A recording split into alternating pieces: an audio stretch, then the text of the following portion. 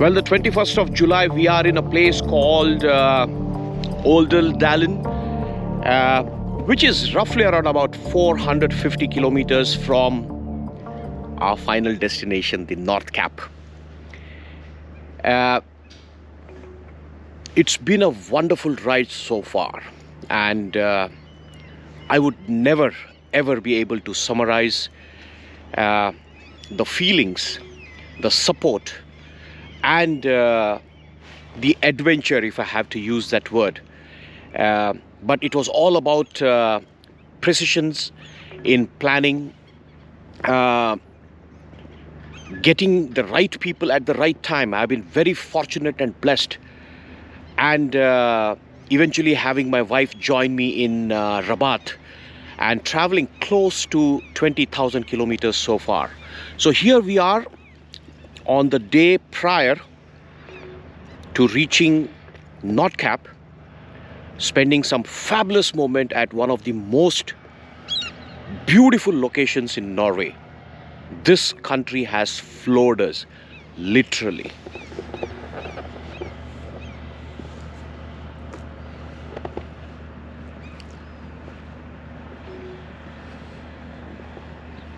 ज़ुज़ु, कैसा रहा आपका सफर अब तक? आप लगभग 3 महीने से है मेरे साथ। अच्छा लगा। क्या क्या देखा? कितना लैंड देखा? नॉर्वे बहुत अच्छा लगा। कितना लैंड देखा? कौन सा लैंड देखा? Switzerland, Scotland, Ireland, मायरलैंड।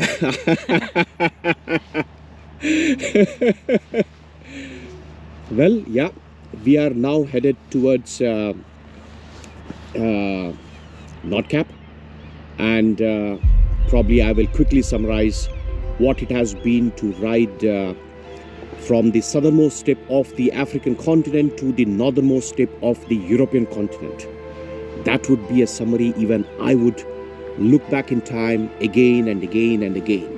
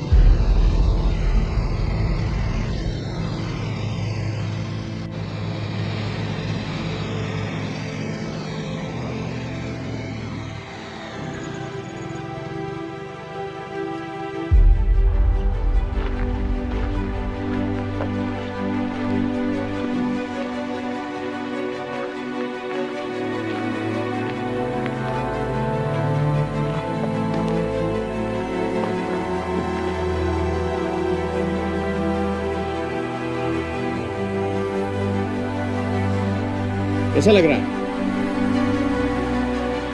Vanilla ice cream लग रहा है।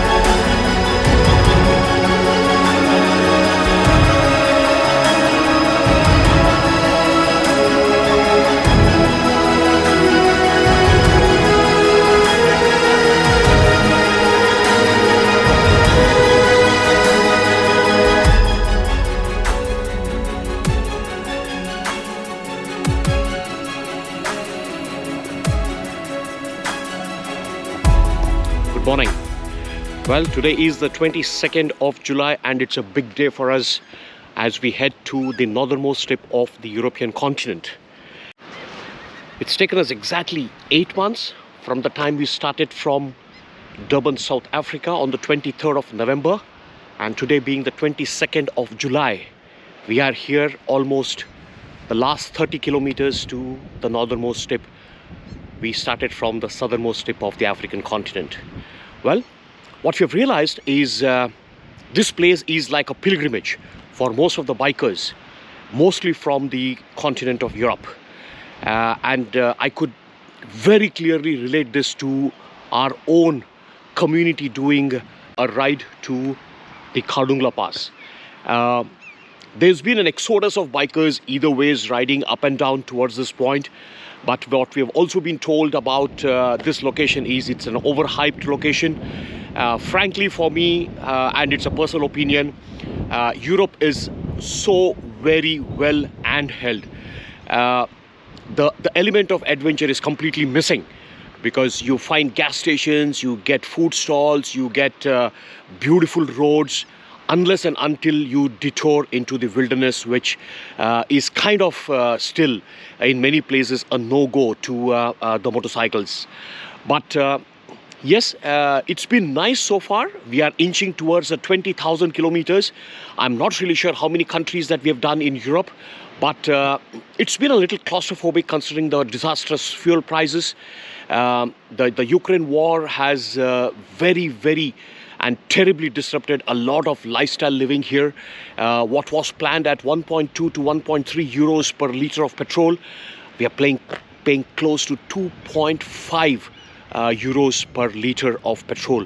And the bike giving just about 18 kilometers with an axle load, rear axle load of 300 kilos is definitely a drag down.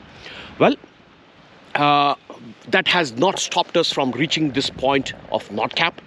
And once we are done with the 31 kilometers today, we will wind down to Alta, from where my better half will fly back to Oslo and from then onwards to Bangalore. And I'm going to ride all the way to Helsinki before I ship my motorcycle back to India. Now, I've really enjoyed Africa. There's no two thoughts about it. But Norway has literally floored us with the kind of locations, the landscapes, the natural landscapes of these mountains are absolutely mind-boggling. I hope I would do justice when I screen out a small episode dedicated to Norway and how beautiful this country is. It's a must-see destination on two wheels, definitely. Definitely, I would not encourage people to drive here by car, and definitely not on a camper, because what we have felt is... Again, don't take me wrong, this is my personal opinion. Europe is so hypocritic. This continent screams about global warming and whatnot, but the kind of cars that drag the campers miles and miles across from one place to another is enough proof of how much of gas that these guys are burning. It is quite pathetic to know that, you know, when there's so much of luxury here, the continent of Africa continues to suffer in poverty. But life, it has to go on. You know, it is always the rich and the famous who will continue to take decisions for the lesser fortunate. And I guess that's exactly what's happening from this part of the world to down south in the continent of Africa. Well, for now, I would keep the politics aside and I would really enjoy the last 30 kilometers, which will take us to the continent, the European continent's northernmost tip, the North Cape, where the midnight sun is visible, but the clouds have not been favorable to us at all. But then that's okay. That's okay. As you can see, there are a lot of big bikes. I've not seen a smaller bike as what we are riding. The Dominar 3442, and we will be the first ones to get out of this place towards there.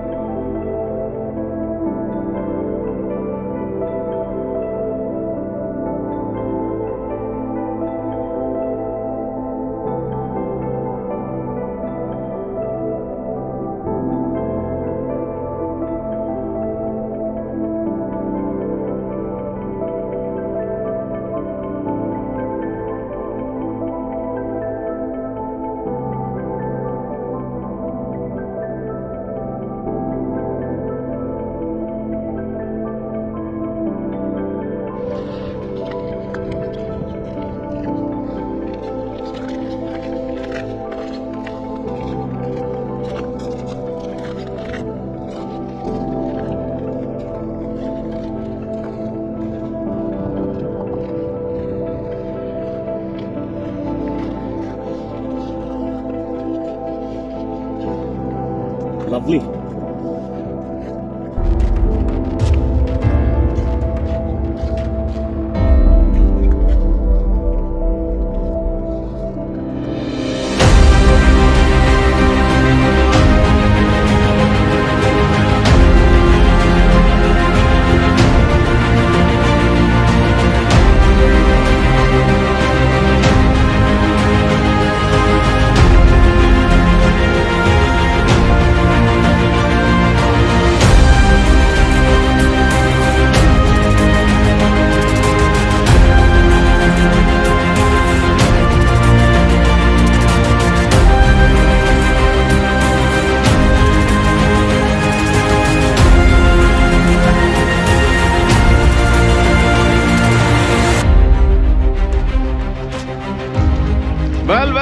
Well. This is where we are. Isn't this beautiful? This is a fitting finale to the Dominar Afro-European Odyssey.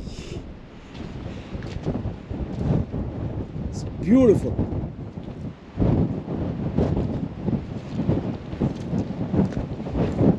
Beautiful.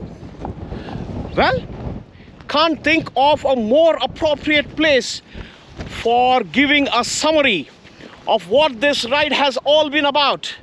We started on the 23rd of November from India, landed in Durban, and on the 23rd of November we took delivery of the Dominar 400 3442 at Durban and started riding down to the southernmost tip of the African continent, Cape Agulhas, and from there, well, South Africa, Mozambique, Zimbabwe, Botswana, Namibia, Angola, Democratic Republic of Congo, Republic of Congo into Cameroon, to Nigeria to Benin, Togo, Ghana into Ivory Coast, Republic of Conakry into Bissau into Senegal into Gambia into Senegal, Mauritania, Morocco. That completes the western corridor of the great African continent. From there, my wife joins me back at Rabat, and from Rabat we tour around Morocco, get into Spain, not before touching the northwestern point of the continent of Africa, Tangier, and from there sailing across to Tarifa, the southernmost tip of the European continent, Spain, Portugal, back to Spain, Andorra to France to Italy to Switzerland to Austria to Germany to France to UK to Ireland to UK to Belgium UK to France to Belgium, Netherlands, Denmark, Sweden, Norway, and here we are.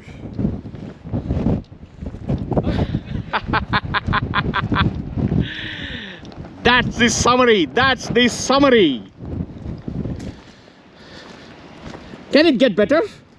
55,000 kilometers, and I'm not even sure how many countries we did. But yes, Africa has been phenomenal. I wouldn't say that to Europe. Europe is handheld. Europe is served on a platter. You have beautiful roads, absolutely gorgeous landscapes, but very well connected. Food and fuel available every round the corner. Lot of people. But what makes Africa really interesting has been the phenomenal people. The landscapes are there, the adventure is there, but overall net 55,000 kilometers across 8 months.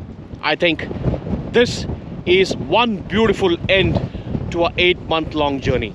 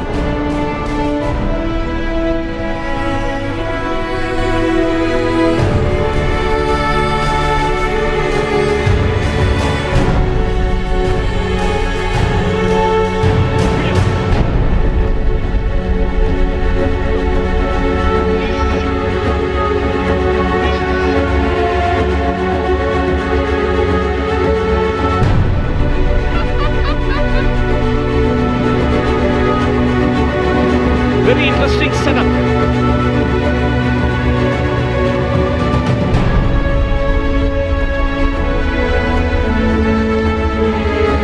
A handmade pannier versus the 𝐠𝐲𝐬 Dolomites. Beautiful.